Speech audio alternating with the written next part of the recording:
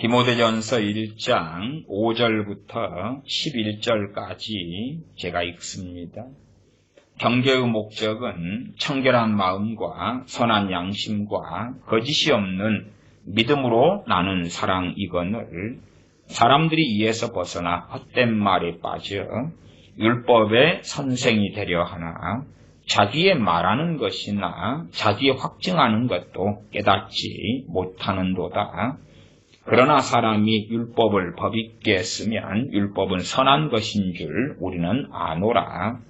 알 것은 이것이니 법은 옳은 사람을 위하여 세운 것이 아니요 오직 불법한 자와 복종치 아니하는 자며 경건치 아니한 자와 죄인이며 거룩하지 아니한 자와 망령된 자며 아비를 치는 자와 어미를 치는 자며 살인하는 자며 음행하는 자며 남색하는 자며 사람을 탈취하는 자며 거짓말하는 자며 거짓 맹세하는 자와 기타 바른 교훈을 거스리는 자를 위함이니 이 교훈은 내게 맡기신 바 복되신 하나님의 영광의 복음을 조침이니라. 아멘. 디모데전서 나아가 후서를 통해서 사도 바울은 첫째 디모데에게, 두 번째 어느 시대를 막론하고 참으로 하나님을 섬기는 백성들에게 하나님의 말씀을 증거하고 전하고 있습니다. 제 개인적으로는 이 디모데전서의 1장의 이 본문 1장 5절이라면 경계의 목적은 청결한 마음과 선한 양심과 거짓이 없는 믿음으로 나는 사랑이거늘 하는 등의 말씀들을 가지고 상당히 많이 설교해 오기도 했습니다. 제가 그래서 이 본문으로 설교한 것을 좀 찾아보았더니 2019년 3월 3일이 아마 가장 가까운 것 같아요. 선한 양심을 버린 자들의 배교로 이 본문을 가지고 좀 설교를 했었고, 그 다음에 2018년 6월 10일에 주의 종들을 분별하라는 제목으로 했고,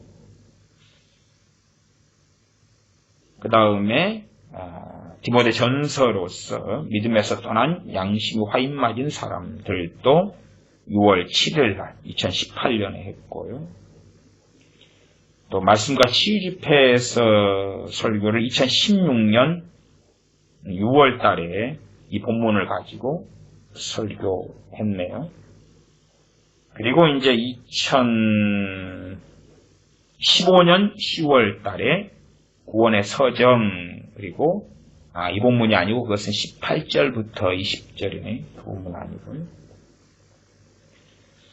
그래도 이리에 따져놓으면 안전불감증 2015년 10월에 한 이리저리 따지면 10번 이리저리는 되는 것 같아요. 꽤 이 본문으로 설교를 제가 많이 했네요. 오늘 다시 얼마간 말씀을 드리려고 그럽니다. 디모데전서 1장 5절로 가면 경계의 목적은 청결한 마음과 선한 양심과 거짓이 없는 믿음으로 나눈 사랑이다. 하나님의 말씀을 어떠한 목사가, 어떠한 주의 종이 전하고 가르친다.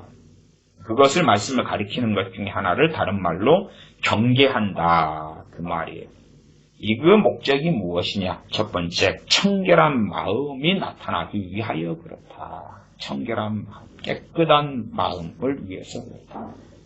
말씀을 전하고 가르쳐가지고 그래서 열매 맺어야 될 것이 뭐냐 하면 깨끗한 마음이다. 깨끗한 마음이 되기 위해서는 말씀을 통하여 죄가 깨달아지고 알아지고 죄에서 떠나고 그래서 깨끗한 마음의 사람이 된다.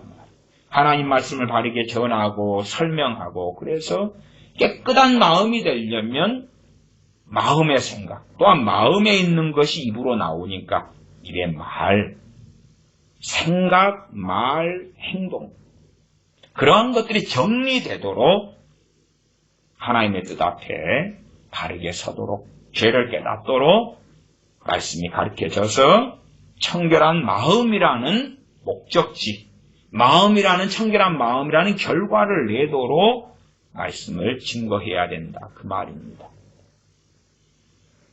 어떤 사람들은 성경을 통해서 한국교회가 오랫동안 해왔던 기복주의를 추구하기도 합니다. 또한 자신의 안일과 평안을 추구하기도 합니다. 심지어는 성경을 점치듯이 읽고 보면서 자신의 매일의 생활에서 형통함을 추구하기도 합니다. 그러나 첫 번째가 뭐냐 하면 그것이 아니라 청결한 마음이라고 말씀하고 있어요. 청결한 마음이다. 광화문 광장에 상당히 많은 크리스천들이 나가지 않습니까? 그리고 이제 열심히 현 정권을 비난하고 욕하고 문재인은 마귀다 그러고 주사파는 사탄이다 그러고 열심히 그렇게 합니다. 저는 문재인 정권을 당연히 반대하고 그러나 그들은 마귀라고 보지는 않습니다. 그들의 사악함이 당연히 아주 강렬하지만 마귀는 따로 있고 사탄은 따로 있지요. 사탄은 따로 있지. 그러지. 쟤네들이 사탄 마귀가 돼가지고 아프리카 가서도 역사하고 미국 가서도 역사하고 호주 가운데 동성애하라고 역사하고 막 그러나요? 아니에요. 그냥 사람이 악한 사람들이에요. 그러나 그들을 사탄 마귀로 만들어 놓으면 정말 그렇게 성경을 주장하면 안 되는 것입니다. 사람은 사탄 마귀가 아니에요. 사탄 마귀가 그들에게 역사할 수는 있는 거예요. 역사할 수는 있는 거예요. 성경을 잘 이해하고 알아야 됩니다. 그래서 주사파를 욕하고 문재인을 욕하고 문 정권을 욕하고 그렇게 해서 청결한 마음이 만들어지지는 않지요. 아셔야 됩니다. 잘못된 것을 잘못됐다고 욕하는, 이제 책망하는 것, 그렇죠? 책망하는 것. 으쌰으쌰 하면서 왜 그러냐? 왜 검경 수사권 조정을 잘못했느냐? 왜 1차, 2차 검사들을 그 사람들 다 자르고 숙청시키는 짓을 하지요. 추미애가 2차까지 지금 했지 않습니까? 그건 부당하다 그러는 거지. 그들에 대한 증오심을 불러일으키고 죽여버리자 그러고 마귀 사탄이니까 완전히 박멸시켜버리자 그러고 그들에게 대한민국의 모든 책임을 뒤집어 씌워가지고 마녀 사냥하고 그런 것은 하나님 앞에서 온당한 것이 아닙니다. 그 크리스천이라면 애국 집회를 통해서도 결과가 뭐가 나타나야 됩니까? 하나님의 사람이기 때문에 청결한 마음이 나타나야 됩니다. 청결한 마음이 어떻게 해야 될지를 고민해야 되죠. 애국 집회를 참여하지 말란 이야기가 아니라 그 결과로 하나님의 자녀들이 회사 생활을 통해서, 가정 생활을 통해서, 교회 생활을 통해서 또한 애국 집회를 통해서도 청결한 마음이 나타나야 한다고 말해요. 저 주사파에게 대한민국의 잘못된 것들에 대한 책임을 다 넘겨버리면 나는 면죄부를 받는 거예요. 나는 깨끗한 거예요. 그러나 사실은 우리는 다 인정해야 됩니다. 대한민국에 대한 책임은 첫 번째 우리 크리스천들에게 있는 것이, 우리들에게 있는 것이, 우리들에게 있는 것이. 나는 아니야. 그러면 안 되는 것이. 누구든지 그렇습니다.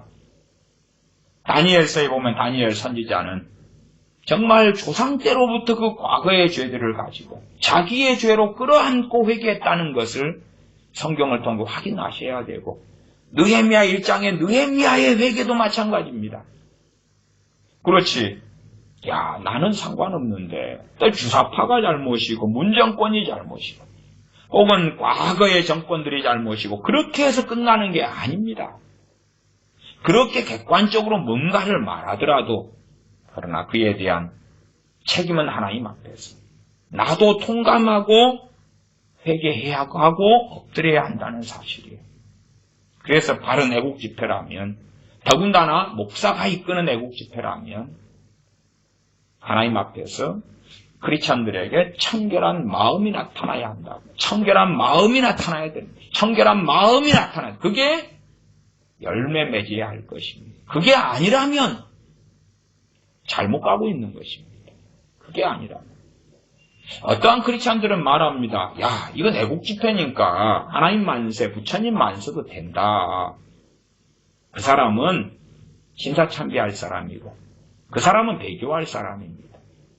교회에서만 주여 하고 세상에서는 마음대로 해도 돼. 그딴 주장하고 뭐가 다르냐고 말이에요. 하나님의 사람들은 하나님 앞에서 어디에서 살든지 간에 하나님 앞에서 살아가야 합니다. 물론 우리는 불완전하고 모든 것을 하나님 앞에서 바르게 살 수는 없더라도 최소한 이상은 되어야 할 거 아니냐 그 말이에요. 청결한 양심이 나타나야 돼요. 그게 첫 번째. 두 번째가 뭡니까? 선한 양심, 선한 양심. 바른 기준, 바른 가치관. 양심은 마음의 선량함이죠. 마음이 어떻게 바른 기준을 가지고 있느냐 할 때에 하나님의 사람들의 양심의 기준, 내 기준이 되는 마음이죠. 그것이 무엇입니까? 하나님 말씀이 기준이 되어져야 되는 것입니다. 그러면 선한 양심이라는 것이 세상 사람들의 입장처럼 항상 퍼주고 항상 편들어주고 위해주고 돈 빌려달라고 하면 다 빌려주고 보증 서달라고 하면 다 서주고 그게 아니라고 말이에요. 보증은 서면 안 되는 것입니다. 하나님이 하지 말라고 명령하신 것이 얼마나 자문등에 많냐고 말이에요. 기준은 하나님의 말씀을 통하여 만들어지는 양심을 선한 양심이라고 그러는 거예요. 그러나 그러한 선한 양심의 길을 걸어가지 않는다면 점점 거기에서 퇴보한다면 저 문재인은 마음대로 내가 저주해도 돼. 마음대로 모욕해도 돼. 과거에 박근혜 전 대통령의 나체에 뭔가 그림이나 뭘 가지고 또한 단두대에 머리를 자른다는 등 별짓을 다 촛불혁명을 일으킨 자들이 했잖아. 그러니까 우리도 똑같이 할 수 있어. 세상 사람들은 그렇다고 합시다. 그런 주장을 한다고 합시다. 그러나 우리 크리스천은 안 되는 것입니다. 그것으로 어떻게 선한 양심을 만듭니까? 또한 우리 크리스천이 그렇게 하는 행위를 볼 때 하나님께서 보실 때에 과연 우리가 선하다 하는 말을 들을 수 있느냐 그 말. 들을 수 있느냐 그 말. 솔직히 저는 문재인을 미워하지 않습니다. 미워하지 않아요. 그를 증오하지도 않습니다. 주사파를 미워하거나 증오하지도 않습니다. 또한 변승훈 목사가 공지사항에 자기 카페 공지사항에 저를 3번이나 올리면서 씹어도 변승훈 목사 증오하거나 미워하지 않습니다. 그러니까 정광훈 목사 패거리들 전파 또한 100개 전들 달라들어서 모욕하고 저를 욕해도 안 미워합니다. 왜 미워합니까? 로마서 12장 말씀에 너희가 욕을 욕으로 갚지 말라고 말씀하고 오히려 복을 빌어주고 목마르거든 마실 걸 주고 배고프거든 먹을 걸 주어라고 말씀하지. 그리고 그를 통하여서 숯불을 그들의 머리에 쌓아놓으리라 말씀하는 거예요. 그런 하나님의 사람들이 길을 걸어가야 됩니다. 로마서 12장의 말씀을 본문에 정확히 한번 짚고 확인하고 넘어가겠습니다. 로마서 12장. 제가 읽겠습니다. 로마서 12장 17절. 아무에게도 악으로 악을 갚지 말고 모든 사람 앞에서 선한 일을 도모하라. 이건 지금 하나님의 백성 자녀들이 걸어야 될 길입니다. 저 문재인 악한 정권이 일어섰기 때문에 악을 악으로 갚아버리고 이를 이로 갚아버리는 게 가능하다. 그게 아닙니다. 아무에게도 악으로 악을 갚지 말라는 것이 하나님의 자녀들이 받은 하나님의 말씀이에요. 아무에게도 악으로 악을 갚지 말고 모든 사람 앞에서 선한 일을 도모하라. 할 수 있거든 너희로서는 모든 사람으로 더불어 평화하라. 물론 저는 한해 칠적들과 평화할 수도 없고 김무성 같은 사람들이죠. 그 다음에 주사파들과도 평화할 수 없습니다. 그러나 그들을 증오하지는 않습니다. 또한 심지어는 대한민국의 책임을 그들에게 다 뒤집어 씌우지도 않습니다. 대한민국의 책임은 우리 크리스천들에게 있다고 저는 믿습니다. 그래서 저를 포함해서 우리의 회개, 우리가 하나님께서 보시기에 긍휼히 여길 그런 가치가 있는 하나님의 자녀들이 되도록 하기 위해서 말씀을 전하는 것입니다. 물론 한국에서만이 아니라 우리의 인생은 하나님 앞에서 살아가야 되기 때문에 우리의 삶 속에서 하나님 앞에 바른 사람이 되도록 하기 위하여 말씀을 증거하고 있는 것입니다.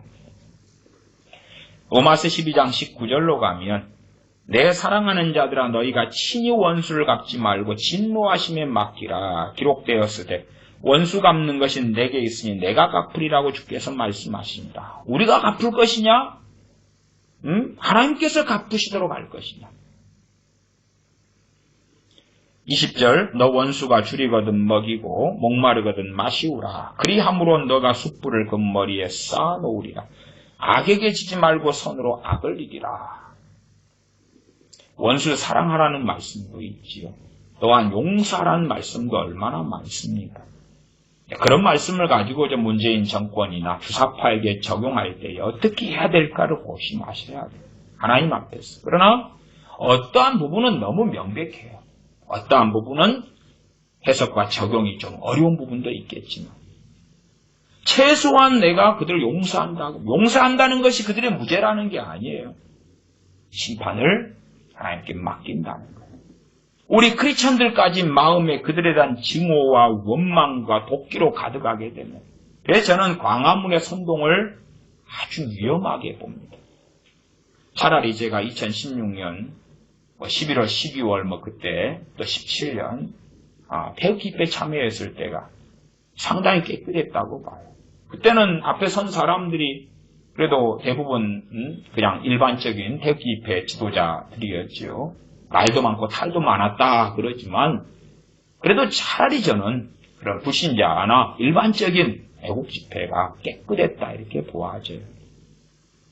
그러나 이제 점점 그들에 대한 선동을 해가면서 그들에 대한 증오심을 불태워 일으키는 거예요. 증오심을. 저주를 불태워 일으키는 거예요.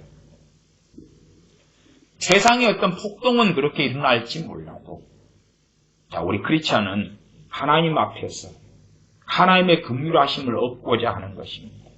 하나님께서 우리 편이 되어주시도록 하려고 하는 것입니다.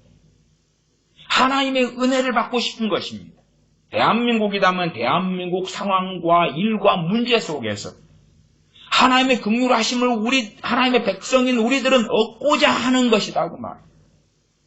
그런데 우리에게 마치 우리는 대단히 깨끗하고 의롭고 선한 것처럼 주사파에 대한 증오심을 불태우고 있다면 하나님 앞에서 과연 우리가 들으심을 얻을 수 있을 거냐 그 말이에요.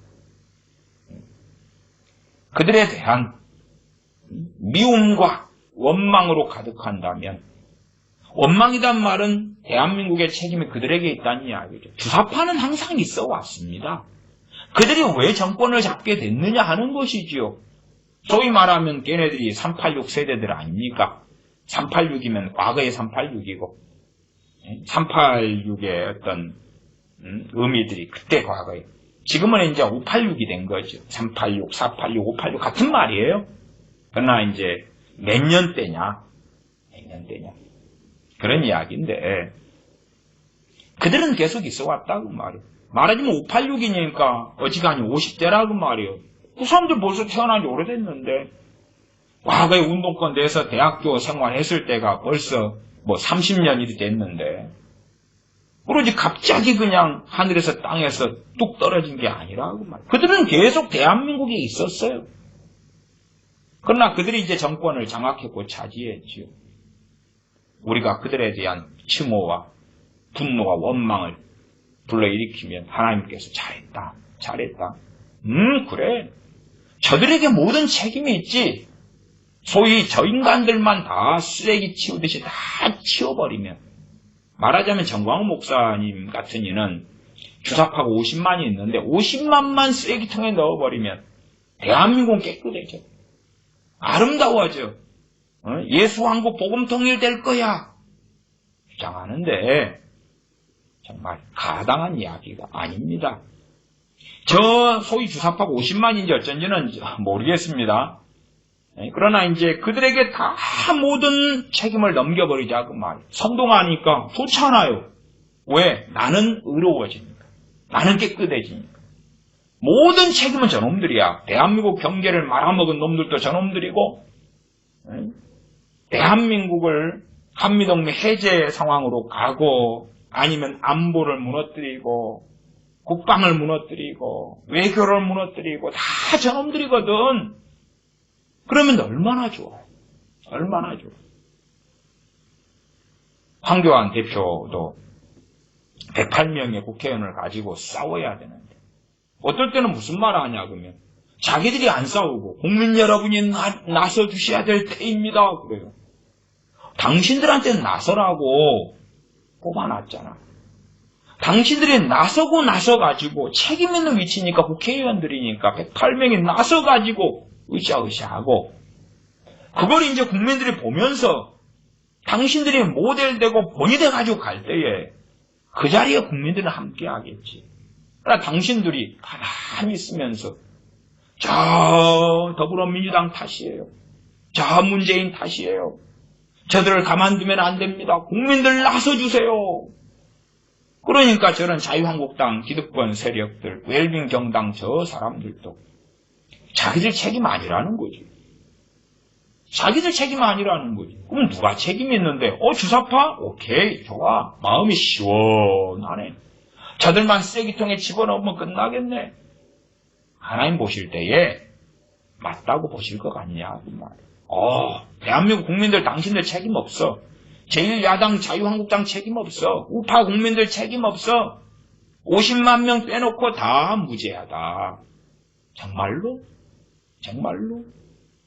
그러니까 과연 하나님의 사람들은 애국 집회에 참여해도 결과는 더 청결한 양심, 두 번째 선한 청결한 마음, 두 번째 선한 양심, 세 번째 거짓이 없는 믿음으로 나는 사랑이다 그 말.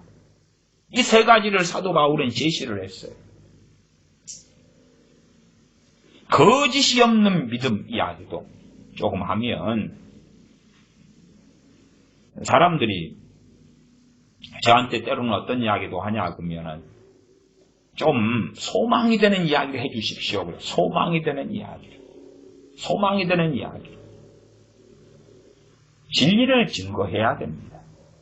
듣고 싶은 이야기를 해주십시오. 그 말이에요. 듣고 싶은 이야기가 아니라 말씀에 입각한 진리를 전해야 된다. 그 말이에요. 목사의 부르심은 목사 이전에 한 사람의 크리스찬들은 하나님의 말씀과 진리를 증거하는 그러한 사람들이 되어야 돼요. 사람들이 듣고 싶은 이야기, 미래에 대한 아름다운 꿈과 환상을 전해주세요. 그런다 그 말이에요. 그런 게 있을 때가 되면 그걸 전하겠습니다만 그게 없으면 그걸 전할 수가 없죠. 그렇기 때문에 하나님 말씀을 더 전하는 것입니다. 왜요? 하나님 앞에 바로 서야 하기 때문에 그래요. 하나님 앞에 바로 서는 사람이 더 많아야지만이 되기 때문에 그러는 것이. 암병이 들어서 죽어가고 있는데 괜찮다고, 아무렇지도 않다고, 침 한 번 바르고 자고 일어나면 아주 깨끗하고 말끔하고 건강하게 될 거라고. 그런 이야기를 전해달라는 건데 크리스찬의 양심으로, 나아가 목사의 양심으로 그런 짓을 할 수 있냐 그 말이에요. 그렇게 할 수 없는 거예요. 그러나 한국 크리스찬들은 상당수는 자기 마음을 즐겁게 하는 이야기, 앞으로도 잘 된다고 하는 이야기, 더 아름다워질 거란 이야기, 예수 한국 복음 통일된다는 이야기, 더 경제적으로 부강하고 더 좋아질 거란 이야기, 그걸 당신 해주세요. 아니 대한민국에 대하여 하나님께서 그렇게 말씀하시는 게 있다면 그렇게 해줄 것이고, 아니면 뭐 대한민국에 대한 이야기는 성경에 없으니까 하나님 말씀에서 그렇게 하나님의 백성들이 해당된다면 그 말씀을 전할 것이고, 그렇지 않다면 그럴 수 없다고 말해요. 그러나 기분 나쁘다, 안 듣겠다, 물론 그런 사람들이 많지. 나는 내 귀를 즐겁게 하는 이야기를 전해주라. 내가 바라는 것, 원하는 것. 그래서 한국교회 안에서 오랫동안 나아가서 신사도 애들이나 이런 자들, 또 조엘 오스틴이나 로버트 슐러나 로만 빈세트 필이나 또 거기에 상당히 조용기 목사님도 관여되었지요. 그런 분들이 이제 믿고 싶은 것을 주장하고 그게 믿음이다. 그렇게 만들어 놓은 거예요. 근데 믿음은 지금 뭐냐 그러면 히브리서 11장 1절만이 아니라 이 디모데 전서 1장 5절 하반에 거짓이 없는 믿음에서 나는 사랑이다. 거짓이 없는 믿음. 거짓이냐 참이냐의 기준은 무엇이죠? 진리입니다. 하나님의 말씀입니다. 말씀. 그냥 우리가 참말을 했다, 거짓말을 했다, 그것은 일반적으로 사실이냐, 사실이 아니냐 그런 것이고, 성경에서 거짓이냐, 참이냐의 기준은 말씀을 이야기하는 거예요. 말씀에서 믿음이 나와야 되는 거예요. 그러지 상당한 사람들이 주장하는 믿음은요, 야, 좋은 말만 하자. 대한민국에 대하여 아름다운 말 잘 된다. 말에는 능력이 있으니까.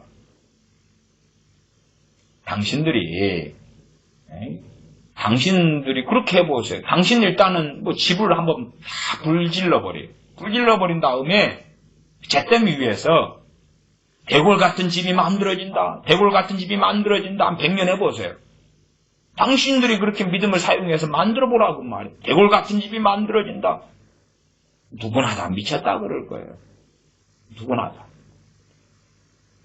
말씀대로 살아야 되는데 자기들이 믿고 싶은 것을 믿음이라네. 믿고 싶은 것을 말하고 선언하고 선포하고 그게 믿음이라네. 그건 마치 대한민국에 복음통일 예수 황국이 된다고 열심히 외치면 그러면 된다네. 물론 될런지 안 될런지는 모르겠어요. 그러나 되려면 하나님과 함께 동행하는 사람들이 많아야지.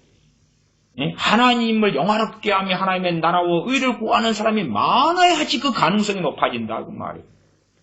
그렇지 그냥 자기는 개떡같이 살면서 하나님 대복을 주세요. 개떡같이 살면 대복이 있을 거야. 우리 집이 잘 될 거야. 가정 구원받을 거야. 부자가 될 거야. 성공할 거야. 그렇게 말하면 된다고? 거짓이 없는 믿음인데 그 다음에 사랑인 거예요. 참 이 말씀이 놀랍습니다. 믿음과 사랑이 연결된 본문인데 그냥 사랑 그러면 우리가 생각하는 많은 사랑은요. 진리를 빼버리고 인본적인, 정욕적인, 사람을 기쁘게 하는 사랑인 거예요. A란 사람이 나 돈이 부족해요. 나 돈 좀 줘요. 그러면 막 퍼주는 거예요. 오, 사랑이네. 내가 이걸 원해요. 그걸 위해서 도와주는 거예요. 와, 사랑이네. 기도도 그런 거죠. 소위 중보기도. 나는 지금 노총각이에요. 내 아름다운 배우자를 얻도록 중보기도 해주세요. 그걸 위해서 막 철야기도 하고 기도해 주는 거예요. 와, 사랑이네. 나는 지금 사업이 부도맞게 돼 있어요. 그러나 부도맞지 않도록 중보기도 해주세요. 그러면 열심히 기도해줘요. 부도나지 않게 해주시옵소서. 와, 사랑이네. 그러니까 이 사랑에 대하여 뭘 말씀하냐고 하면 거짓이 없는 믿음에서 나는 사랑이다.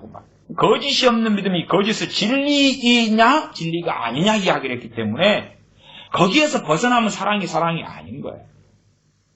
형제사랑, 이웃사랑에 대해서도 전제가 뭐냐고 하면 하나님을 뜻을 다하고 마음을 다하고 성품을 다하고 목숨을 다해 사랑하는 거예요.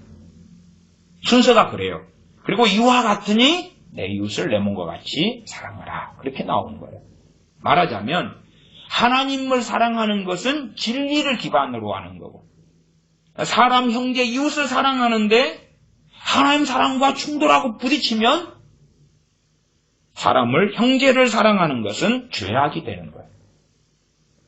하나님을 사랑하는 것과 이웃과 형제를 사랑하는 것이 절대 충돌하지 않아야 한다고 말해요.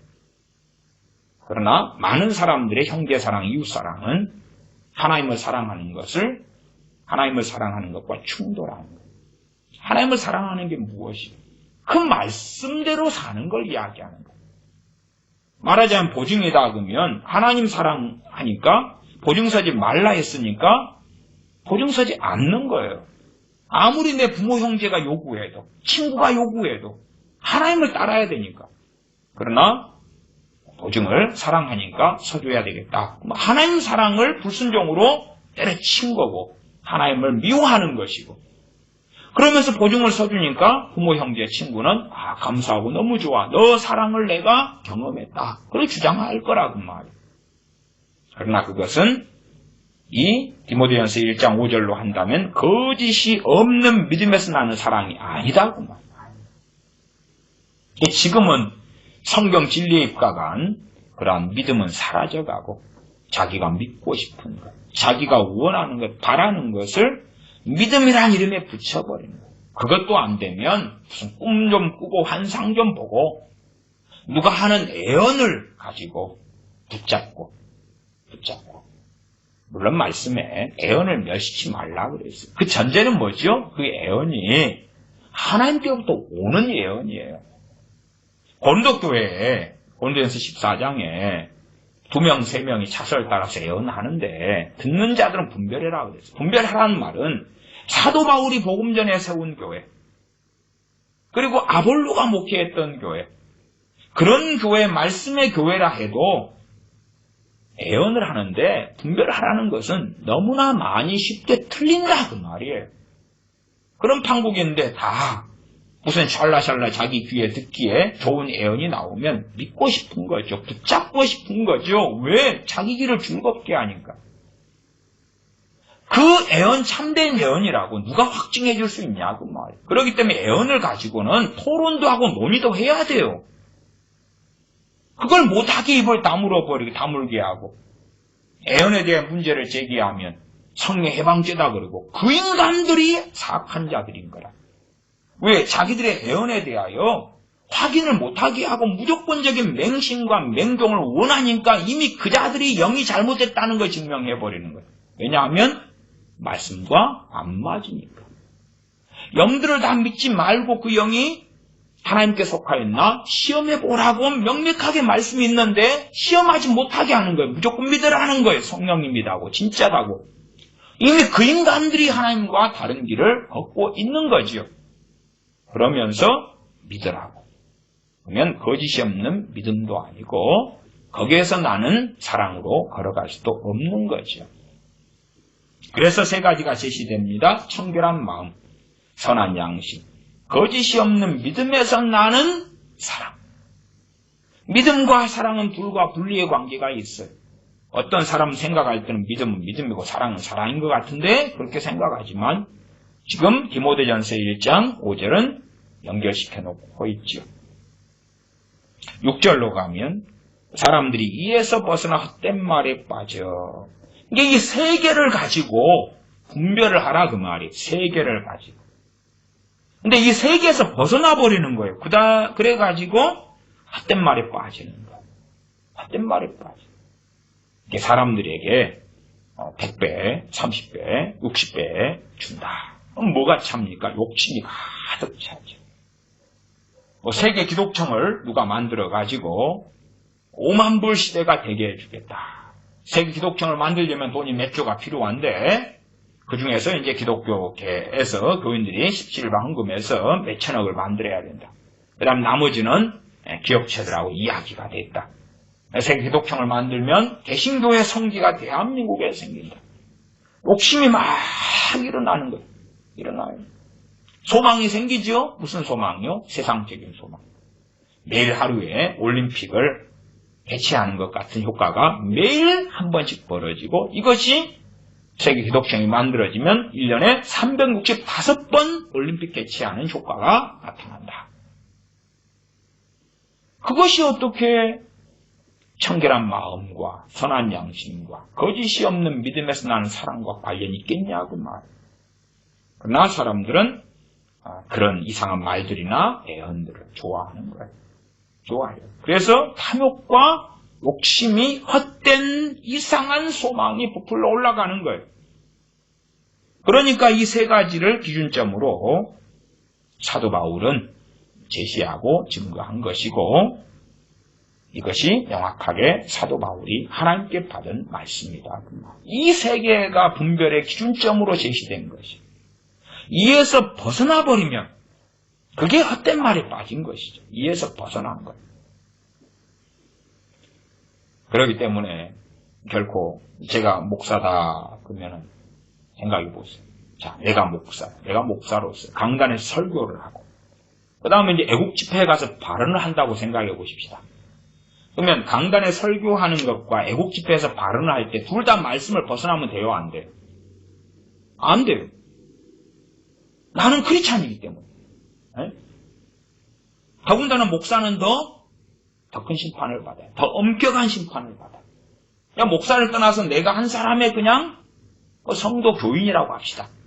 크리스찬이에요, 크리스찬. 한 사람의 크리스찬이에요. 크리스찬이 애국 집회에서 무슨 말을 하고 교회에서 무슨 말을 할 때에 하나님 말씀을 벗어나면 되냐 안 되냐 간단한 이야기입니다. 안 됩니다. 안 돼요. 회사에서는 모여서 회식한다고 술 마시고 흥청망청하고 또한 절간에 가서는 손을 비비고 뭘 하고 교회에서만 주여 그러면 되냐? 예배당 안에서만 오 하나님 믿습니다. 밖에 나가서는 점집에 가고 술 마시고 마약하고 알코올 중독에 빠지고 게임 중독에 빠지고 별짓을 다 하면서 예배당에서만 주여 그러면 진짜 크리스찬이냐? 아니죠. 그것은 이미 배교한 사람이죠. 그런 것처럼 하나님의 사람은 애국 집회에 참여하든지 애국집회 연단에서 뭔가를 발언하든지 하나님의 말씀 앞에서 해야 된다 그 말. 말씀을 벗어나면 안 되는 것이. 그로 인하여서 청결한 마음이, 선한 양심이, 거짓이 없는 믿음에서 나는 사랑이, 더군다나 목사가 말씀을 증거하고 가리키는 걸 통해서는 그렇게 되어져야 되는 것. 이 목표 지점이 명확하다고 말이에요. 여기에서 떠나면 오히려 사람들은 좋겠지요. 왜? 돈 생긴다니까. 부귀영화가 들어온다니까. 하나님의 축복이 임한다니까. 성공이 있다니까. 자식들이 크게 하나님께 쓰임받는다니까. 거기 또 어느 목사님이 자기 집회 오는 3,000명, 5,000명의 목회자들에게 내가 성경을 가리키는 걸 잘 들으면 당신들이 다 인생의 정점을 찍게 된다. 최고의 인생의 아름다운 피크를 맞이하게 된다. 당신들은 바로 내게 배울 수 있어서 복받은 사람들이다. 전모 목사님이 항상 주장하는 그 이야기지요. 그러니까 사람들, 거기에 참여한 3,000명, 5,000명의 목회자들은 너무 감사하고 좋은 거다. 왜? 이제 곧 인생의 정점을 찍게 되니까 가장 아름다운 최고점에 오르게 된다 그 말이에요. 청결한 마음과 관련이 있나요? 선한 양심과 관련이 있나요? 거짓이 없는 믿음에서 나는 사랑과 관련이 있나요? 없잖아요. 없어요. 정점을 지켜준다? 대한민국의 참 역설적인 이야기로서 전모 목사님의 성경을 알자에 수천 명의 목사들이 때마다 모이니까 그리고 그들이 그 유명한 선지자님의 주장으로 정점을 찍게 된다니까. 그건 뭐겠어요? 그 목회자들이니까 교인들이 성경만 잘 가르치면 교인들이 집을 판대. 집을 팔아서 파친대. 제가 다 그런 영상들, 직접한 영상들 올려드리고 그랬습니다. 성경만 가르치면 집 팔아, 땅 팔아. 어쨌든 교인들이 무수하게 몰려드는 거죠. 그러면 대한민국에 부흥이 오는 거죠. 막 한 목사가 한 30명 가지고 목회하다가 3,000명, 5,000명이 모여들고 또 한 목사가 100명 가지고 목회하다가 10,000명, 20,000명이 모여들고 정점을 찍는 거죠. 목사들의 정점이 뭐겠습니까? 교회가 어마어마하게 커지는 거 아닙니까? 일반적인 관점에서. 그런 것을 그 양반도 이야기하고 3,000명, 5,000명에 그것도 한번 모일 때 그러는 거고 그 다음 성교라이자 세미나는 또 온 사람도 오고 안 온 사람도 오고 얼마나 많이 참여했냐 그 말이에요. 정점을 찍는다고 선지자님께서 말씀하시니까 선지자님 말씀이 거짓말이겠어요? 진짜니까 염려할 거 없는 거예요. 솔직한 이야기로 그것이 사실이면 광화문에 모일 필요도 없지. 그 위대하신 목사님들이 다 정점을 찍게 되니까 인생에 그냥 쫙 보잘것없는 작은 교회 목사들로 있다가 이제는 아주 그냥 세계에 빛나고 빛나리 그런 양반들이 수만 명 일어나니까 수만 명. 자기에게 배운 목사들이 몇만 명이라고 주장했습니다. 그러면 뭐 그 양반들이 어지간하게 정점을 찍을 거 아닙니까? 정점을. 그런 것은 솔직히 20대 때나 생각하는 거죠. 20대 때. 힘이 있을 때. 저도 한 25살 때 생각했던 것은 그때도 한참 매일 설교하면서 그래도 하나님께서 나를 들어서 그래도 좀 쓰셔가지고 그래도 한 도시 빈민으로 살아왔지만 부자 되기는 그때도 원치 않았지만 어쨌든 그래도 상당히 어느 정도까지의 목회를 하게 되지 않을까 그런 꿈을 꿨죠. 그러나 뭐 인생을 더 길게 살아서 이제 50대가 되는 지금 또 이미 40대 뭐 이럴 때도 그건 뭐 20대에 꾸는 꿈이었구나, 일장춘몽이었구나 그런 것을 느끼게 되죠. 유튜브 상에도 그냥 학고 목사로 더군다나 정광훈 목사에 대하여 아니다. 그러니까 구독자는 갈수록 떨어져 가고 얼마나 학고 목사로서 그렇게 아름답게 살아갑니까? 역설적인 이야기, 역설적. 아름답게 구독자는 떨어지고 조회수는 떨어지고 욕은 잔뜩 먹고 저주는 받고 그래도 한 4월 15일쯤 되거나 그러면은 드러날 건 드러나죠. 근데 사람들의 입장에서는 그런 것입니다. 그런 날이 지나가도 별로 사람들은 돌이키진 않을 거예요. 왜 그러냐면 그런 이들의 입장에서는 저는 소망을 주는 게 아니니까.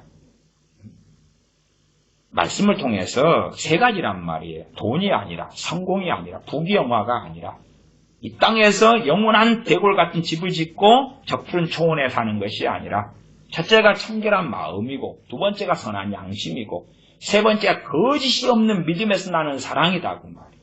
거짓이 없는 믿음, 진리에 입각한 믿음이에요. 진리에 입각한 믿음. 내가 얻고 싶은 것을 주장하는 것이 믿음이 아니라 하면 된다 주장하는 게 믿음이 아니라 믿는 대로 된다 조회로우스틴이 말하는 게 믿음이 아니라 거짓이 없는 믿음이에요. 말씀에 입각한 것이 말씀에 입각한 것. 말씀에 입각하지 않으면 그건 거짓이에요. 비질리고 참이 아니죠. 거기에서 또한 나는 나오는 사랑이다 그 말이에요.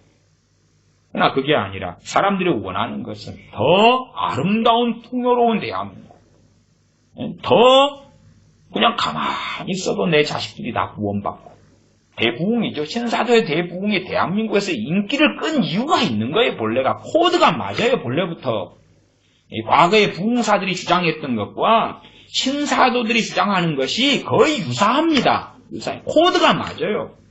한국의 크리스찬들이 원하는 것이 바로 신사도들이 말해주는 거예요. 코드가 맞아요. 그러니까 함께하는 거예요. 예수전도단 땅받기 기도 같은 것도 내가 변화될 필요가 없잖아요. 내가 원하는 땅이 있고 아파트가 있으면 가서 빙빙 돌면 되는 거예요. 내가 원하고 사고 싶은 건물이 있으면 소위 기도하면서 빙빙 돌면 되는 거예요. 얻는 가장 쉬운 방법을 이야기해 주잖아요. 그러니까 정말 원하는 편한 것이 있어요. 그런 것을 이제 이야기를 소위 내가 바라고 원하는 아름다운 유토피아를 이야기해 주는 걸 듣고 싶다고 말이에요. 그래서 4월 15일이 지나도 전모 목사님은 인기가 많을 거예요. 그냥 그렇게 생각해요. 왜? 그 양반은 사람들이 듣고 싶은 이야기를 계속해 줄 테니까. 이제 또 새로운 이야기를 해줄게. 새로운 꾸러미, 반복된 꾸러미, 소망을 줄게. 영광스러운 예수 통일, 복음 통일, 예수 왕국이 되는 한반도의 아름다운 비전을 이야기해 줄게. 그럴 테니까요. 그러나 우리는 말씀을 통하여 세 가지를 디모데전서 1장 5절로 하면 세 가지를 얻어야 됩니다. 그게 목적이에요. 목적. 설교의 목적이기도 해요. 말씀을 전하고 듣고 우리가 묵상하고 상고하는 목적도 마찬가지입니다. 그래서 믿음도 마찬가지. 거짓이 없는 믿음이래. 그냥 믿음 그러면 자기들이 생각하는 믿음이 있기 때문에 그런 것이고, 그래서 거짓이 없는 믿음, 그리고 거기에서 나는 사랑까지 갔습니다. 6절 읽었지요? 사람들이 이에서 벗어나 헛된 말에 빠졌다. 7절 율법의 선생이 되려 하나 자기의 말하는 것이나 자기 확증하는 것도 깨닫지 못하는도다. 말씀 율법 가르쳐줄게. 그 다음에 이제 샬라샬라 가르치는 거예요. 율법에 대해서도 뭐 극단적인 주장들도 참 많지요. 이제 복음시대가 됐기 때문에 율법 필요 없어. 그런 사람도 있고. 아니면 또 신율법주의자가 돼가지고 예수도 믿지만은 구약율법도 지켜야 돼. 지켜야 돼. 거기에서 저는 당연하게 십계명에 있는 많은 말씀도 지켜야 되고, 그러나 이제 제가 신율법주의자라고 하는 것은 다시 맥주절도 지키고 대속죄일도 지키고 나팔절도 지키고 그런 것들을 좀 하자. 유월절도 지키고 맥주절도 지키고, 한국 맥주절 지키잖아요. 맥주절도 지키고 뭐도 하자. 그러한 이미 주님께서 십자가를 통하여 성취하신 것들을 다시금 그 모형 속에 다시 들어가자. 그러한 것과 똑같은 일들 또 벌어져요. 율법도 제대로 알지 못하면서 율법의 선생이 되려 한다 그 말. 그러나 자기의 확증하는, 자기의 말하는 것이나 확증하는 것, 확증하는 게 뭐예요? 이건 정말 확실하다. 계시가 왔다. 불변이다. 나만이 정말 너무 잘 알아. 당신들은 나한테 와서 배우는 거 감사한 줄로 알아. 이 비밀은 나만 아는데 내가 가르쳐주는 거야. 그런 확증이죠. 그러나 깨닫지 못하는도다. 자기도 모르는 것을 말하는 거예요. 샬라 말하는 거예요. 문제는 소경비 인도자가 소경들에게 말하니까 소경들이 듣고 맞다고 생각하는 거지. 맞다고 생각하는 거예요. 소경들이 어디로 가야지 맞냐? 그러니까 인도자가 소경이죠. 저리 가자, 내 손 잡아라, 가자. 그래 따라가는 거예요. 잘 가고 있는 것 같아. 생각하는 거죠. 8절. 그러나 사람이 율법을 법있게 쓰면 율법은 선한 것인 줄 우리는 아노라. 주님께서 마태복음 5장에 율법의 1.1핵이라도 다 이루어질 것이다 말씀하셨어요. 천지가 없어지기 전에 율법의 1.1핵도. 그렇기 때문에 율법에 대해서 설교를 많이 했습니다. 과거에 율법에 대하여. 율법 무용론으로 해도 잘못이고, 그렇죠? 야, 복음 시대 됐으니까 율법 필요 없어. 그래도 잘못이에요. 왜? 여기는 율법을 법있게 쓰면 율법은 선한 것이다. 법있게 쓰면. 그렇지. 야, 무용론이다. 율법을 말씀하시고 주신 분이 하나님이신데 무용이 될 수가 없죠. 그러나 악한 자들은 율법을 어떻게 하면 무너뜨릴까? 다행스럽게 종교개혁자들 같은 경우가 가장 중요하게 가르친 성경 중에 하나가 십계명입니다. 존 칼빈부터 시작해서 십계명을 열심히 가르쳤어요. 종교개혁의 중심은 뭡니까? 말씀으로 돌아가자. 말씀으로 돌아가자. 9절. 알 것은 이것이니 법은 옳은 사람을 위하여 세운 것이 아니다. 이 법은 율법을 이야기합니다. 율법을 법있게 쓰는 것에 대한 조금의 설명을 하고 있는 것입니다. 율법을 법있게 쓰고 선하게 쓰는 것에 대한 설명을 하고 있는 것이 누구에게요? 첫째 디모데에게, 두 번째 우리 같은 주님 믿는 하나님의 자녀들에게 하는 것입니다. 율법은 옳은 사람을 위하여 9절 세운 것이 아니다. 그냥 말씀을 지키는 사람에 대해서는 율법이 작용하지 않죠. 우리가 일반적인 법률도 마찬가지입니다. 그 법률도 살인죄, 그 형법이 있다 그러면은 우리가 살인죄 안 지으면 그 법은 우리한테 작용 안 해요. 그 이야기를 하는 것입니다. 하나님의 죄냐, 죄가 아니냐의 기준을 율법이 알려준다 하는 것입니다. 이게 보편적인 율법의 기능입니다. 율법을 통해서 죄를 깨닫는다 말씀하고 있습니다. 법은 옳은 사람을 위하여 세운 것이 아니요 오직 불법한 자와 복종치 아니하는 자며 경건치 아니한 자와 죄인이며 거룩하지 아니한 자와 망령된 자며 아비를 치는 자와 어미를 치는 자며 살인하는 자며. 많은 크리스천들이요 이렇게 살아가면서 이것은 불신자들에 대한 이야기다. 그런 자들이 아주 많습니다. 목사들도 그런 자들이 많아요. 이것은 이제는 우리는 예수님 믿었으니까 해당이 없어요. 그런 자들이 아주 많아요. 나는 율법의 스승이고 선생이에요. 우리 예수님 믿었으니까 이건 해당이 없어요. 한국교회 상당히 유명한 목사님들이 책을 쓰면서 이런 이야기를 써요. 우리는 해당이 없습니다. 여러분은 해당이 없어요. 왜? 이미 예수님을 통하여 자유케 되었기 때문에 그런 주장도 합니다. 그러나 성경을 정말로 어리석게 보는, 그러니까 자기가 말하고 확증하는 것도 이해하지 못하는 헛된 말에 빠진 유감스럽지만 그런 자들일 뿐입니다.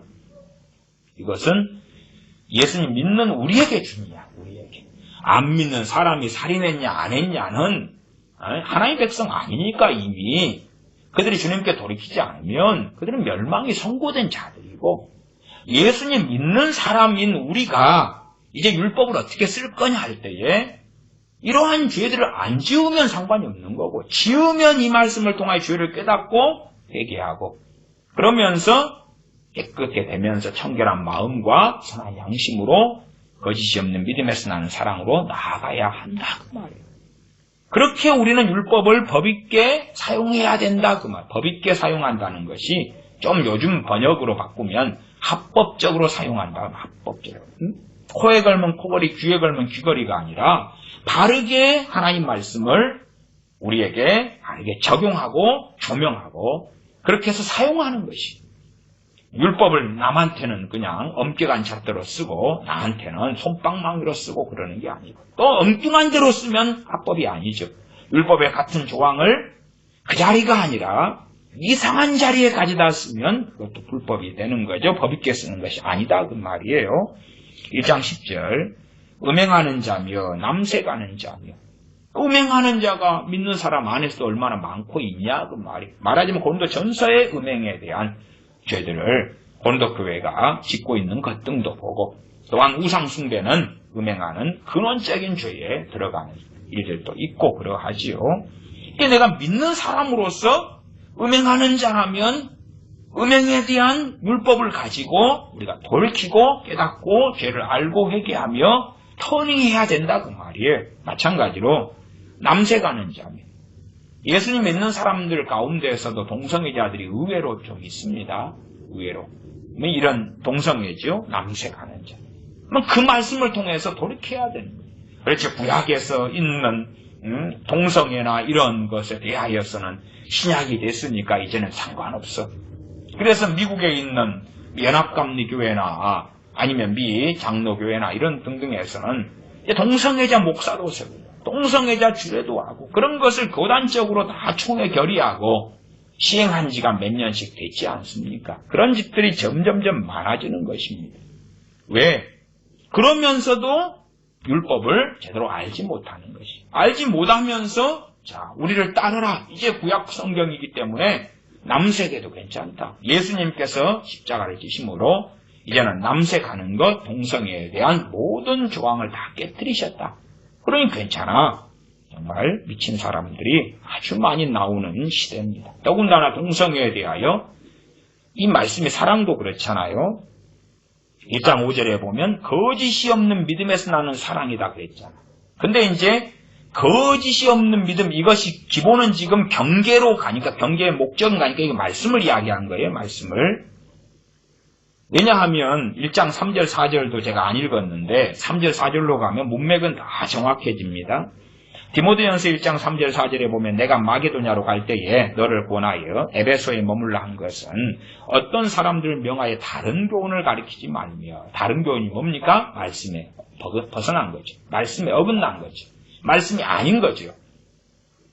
4절 신하와 끝없는 족보에 창념치 말게 하려 합니다. 이런 것은 믿음 안에 있는 하나님의 경륜을 이름보다 도리어 변론을 내는 것이라. 이게 다른 교훈이 아니라 참된 교훈을 가리키는 것이. 그것이 이제 경계의 목적이다 그러는 거예요.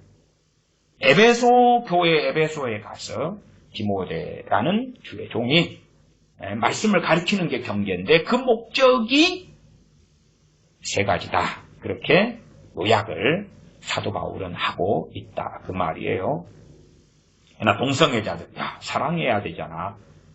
사랑하기 때문에 동성애가 죄라고 가리키고, 그리고 이제 우리가 사랑하기 때문에 동성애에서 벗어나도록 도와야 된다 그 말이에요. 사랑하니까 정죄만 하고 끝나는 게 아니다. 정죄는 우리가 하는 게 아니에요. 동성애자에 대한 정죄는 우리가 하는 게 아니라 하나님이 이미 하고 계시는 거예요. 하나님이 하시는 그 정죄를 우리가 전하는 것이에요. 우리가 재판관의 자리에 서서 정죄하는 게 아니라. 그것이 그리스도인의 동성애자에 대한 사랑이에요.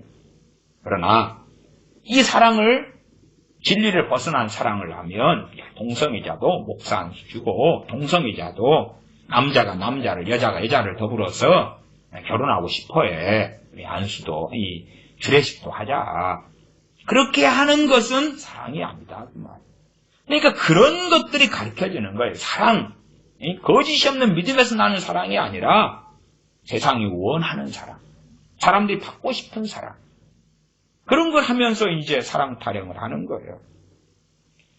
1장 10절 남색하는 자며 사람을 탈취하는 자며. 야, 형제를 사랑하니까 형제의 사람을 탈취하는 자들하고 온갖 악행을 하는 자들도 괜찮다고 해주자.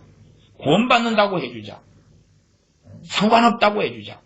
지금 행위 구원론이 아니라 믿음으로 구원받는 거예요. 그러나 이런 삶을 살면서 돌이켜야 된다 그 말이에요. 그래야지만이 주님을 대신하지 않는 것이지요. 우리가 완벽한 삶을 살 수 있다는 게 아니에요. 이런 삶의 자리에 들어갈 수도 있어요. 심지어 어떤 크리스천들이 동성애자가 될 수도 있어요. 그러나 죄와 싸워야 한다 그 말이에요. 싸워야 한다. 참된 하나님의 자녀, 은혜로 믿음으로 구원받은 자녀는 죄와 싸우는 것입니다. 싸워요. 때로는 어떤 죄와 싸워 이기기 위해서 10년도, 20년도 걸릴 수 있어요. 그러나 그러면서 넘어지더라도 죄와 싸우는 사람을 저는 진정한 하나님의 자녀로 봅니다. 완벽하진 않아도 구원받는 자녀로 봐요. 그러나 그렇지 않는 사람들은 이미 주님을 등졌을 수 있다. 대신했을 수 있다. 과거에는 구원받았으나 지금은 아닐 수 있다. 그렇게 말씀드릴 수밖에 없다고 말입니다. 1장 10절 중간에 거짓말하는 자며 거짓 맹세하는 자와 기타 바른 교훈을 거스리는 자를 위함이니. 바른 교훈을 거스린다. 그러니까 크리스찬에 대한 이야기죠. 불신자들은 바른 교훈을 거스르고 싶어도 바른 교훈이 없어요. 본래가 이미 엇나갔고 어긋났다 그 말이에요. 화말티야 죄 속에 이미 빠져들어가 있어요. 그러나 이제 우리 크리스찬들이 바른 교훈을 거스릴까 따라갈까를 우리 크리스찬들에게는 그 길이 놓여있는 것입니다. 진리의 길을 걸어갈까 비진리의 길을 걸어갈까 그 길은 놓여있는데 이 잘못된 율법의 선생들을 만나가지고 다른 교훈을 쫓아간다. 그래서 율법에 대한 기본적인 이야기를 하고 있는 것입니다. 이 바른 교훈을 거스르는 자를 위하여 율법이 존재한다고 말이에요. 그래서 율법을 통해서 내가 얼마나 어디서 어긋났고 잘못됐는지를 확인하고 점검하고 어떤 면에서 CT가 되고 MRI가 되고 엑스레이가 되는 것입니다. 그리고 어긋난 데서 돌이켜야 하는 것이죠. 율법을 통해서만은 율법만을 가지고 거룩한 삶을 살지 못해요. 그렇다면 성령님을 보내실 이유가 없어요. 왜? 율법만을 가지고는 거룩해지지 않아요. 거룩해 하시는 성령님께서 우리에게 임하셔야 되고 도우셔야 되고 하나님 아버지 은혜를 입어야 되고 십자가의 능력과 권능을 덧입어야 되는 것이 바른 삶을 살아라. 이것은 죄악이다. 그런 가르침만으로는 우리가 하나님 앞에 온전케 살 수 없다 그 말이에요. 11절 이 교훈은 내게 맡기신 바 복되신 하나님의 영광의 복음을 조침이니라. 복음 가운데서 율법이 무엇인지, 율법이 어떻게 몽학선생이 되는지, 율법을 통해 죄를 깨닫는지, 또 율법은 선한 것인지. 왜? 참된 복음을 알면 율법이 어떻게 복음에 몽학선생이 되는지, 주님께로 인도하는 그러한 인도자가 되는지를 알기 때문에 그 복음을 따라서 사도 바울이 율법을 정확하게, 율법이 어디에 쓰이는 것인지, 왜 주셨는지를 알고 그에 대한 개괄적인 것을 이 디모데전서 1장에서 말씀하고 있는 것입니다. 그러면 우리가 하나님의 자녀로 살아가면서 말씀을 통해서 또한 기도를 통해서 하나님을 섬기고 나아가는데 이 세 가지의 목적을 잘 확인해야 돼요. 그때에 우리가 어리석게 미혹되거나 이상한 데로 빠지거나 하지 않게 됩니다. 청결한 마음 1장 5절이었지요. 선한 양심. 세 번째가 거짓이 없는 믿음에서 나는 사랑. 내가 믿고자 하는 것이 믿음이 아니에요. 말씀이 사라져버리면 그건 믿음이라고 할 수가 없는 거예요. 믿음이라고 할 수, 무슨 믿는 대로 된다? 그게 어디 있어요? 믿는 대로 된다? 그러면은 그걸 좋아하겠네요. 자기가 연금술사 알아 하고 이제 이런 리모컨이 있다 그러면은 이게 금덩어리가 되라. 금덩어리 될 줄 믿습니다. 그럼 금덩어리 변하나요? 믿는 대로 된다고? 해보라 그 말이. 헛소리 하지 말라 그 말. 헛소리 하지 말라. 그러나 그렇게 믿는 사람이 많아요. 자, 선포하자. 선포는 성령의 역사하심을 따라 진리를 따라 선포하는 거야.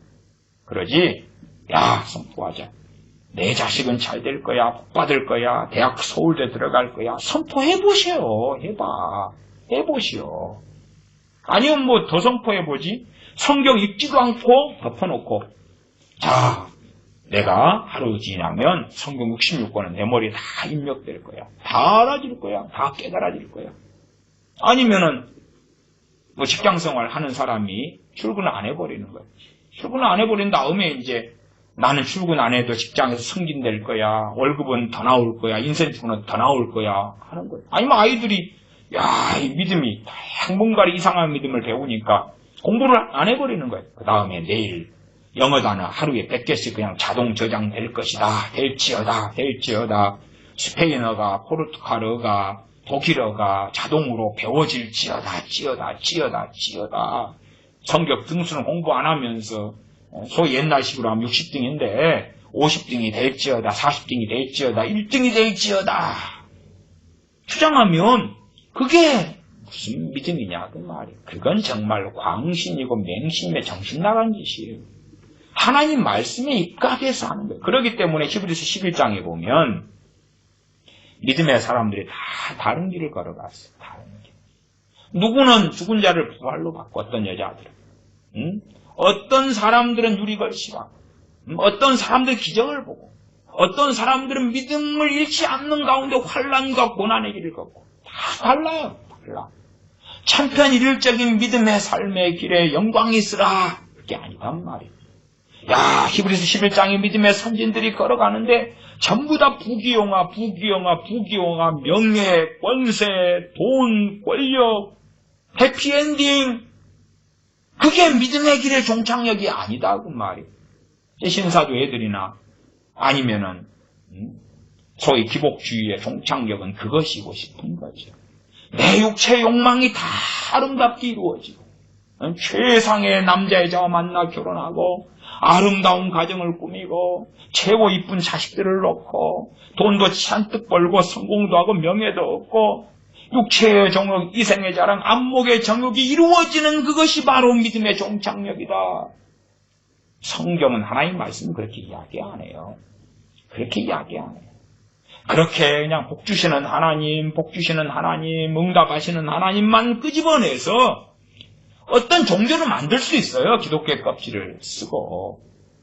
그러나 하나님께서 복을 주시는 것도 또한 욥의 결말과 종국을 보는 것도 혹은 야고보서 5장의 엘리야 선지자의 그 기도를 통한 응답을 보는 것도 하나님 말씀의 문맥에 맞춰서 그 내용이 바르게 전해지고 해석이 되어져야 하는 것이지 문맥 상관없이 여기서 끄집어내고 저기서 조금 해가지고 내가 믿고 싶은 기독교를 전달하는 그런 목사들은 저주를 받을 것입니다. 문제는 그런 목사들이 상상외로 많다는 것이 문제입니다. 나아가서 교인들은 그렇게 귀를 황홀하게 하는, 즐겁게 하는 이야기를 듣고 싶은 간절한 열망이 있다 그 말이에요. 그러나 청결한 마음, 선한 양심, 거짓이 없는 믿음에서 나는 사랑, 그것이 우리에게 분별의 핵심 세 가지 키워드다. 그렇지 않으면 헛된 것에 빠지게 되고 다른 교훈을 쫓아가게 되고 결국은 하나님을 따라가는, 하나님을 경외하는 길에서 벗어나게 될 거라는 것을 아셔야 됩니다. 기도하겠습니다. 아버지 하나님, 바른 교훈을 따라서 또한 우리의 마음을 하나님께서 살피실 때에 우리의 마음이 깨끗해지도록 죄를 깨닫고 쓰레기들을 치우고 하나님께서 기뻐하지 아니하시는 증오와 원망과 미움과 악한 마음을 정리하고 버리고 회개함으로 죄를 깨달음으로 율법을 법있게 쓰므로 우리의 마음이 깨끗해지고 그래서 마음에 쌓은 선으로 선을 내는 하나님의 자녀들 되게 도와주시옵소서. 선한 양심을 가지게 하여 주시옵소서.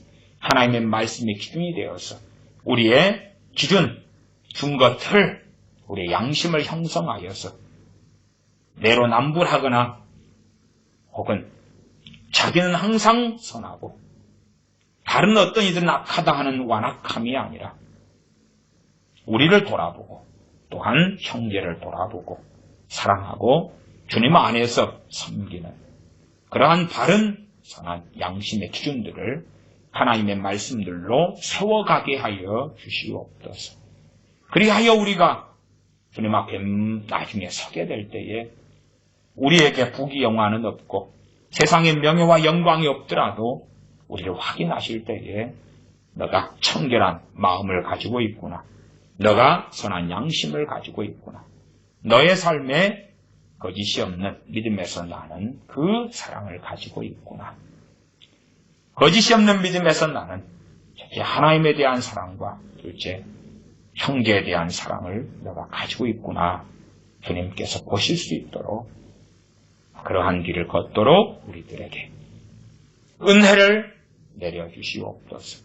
우리 주 예수님의 이름으로 기도하옵나이다. 아멘.